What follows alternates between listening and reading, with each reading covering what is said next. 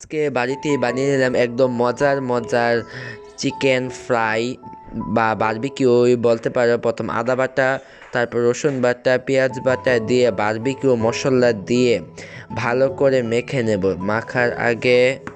মাখার আগে 2 চামচ দিয়ে দেব সয়া সস না থাকলে ভিনেগারও দিতে পারেন। তারপর দিয়ে দেবো তেল দেওয়ার পর ভালো করে মেখে মেখে নেব।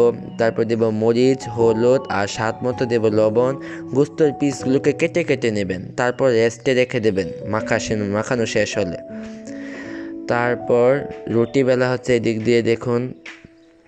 তারপর রেস্ট থেকে কিছুক্ষণ বের করে আমরা দিয়ে দিলাম ফ্রাই প্যানে। তারপর ভালো করে চারটা দিয়ে সিদ্ধ করে ভাজা শেষ। এখন আমরা আরেকটু মশলা দিয়ে নামিয়ে নেব। এটা তোমরা আমার ভিডিও দেখে লাইক, শেয়ার আর সাবস্ক্রাইব করে দিও আমার চ্যানেলটাকে। তারপর এগুলো তুলে নিলাম। তারপর এখন খাবো রুটি দিয়ে, অনেক মজা।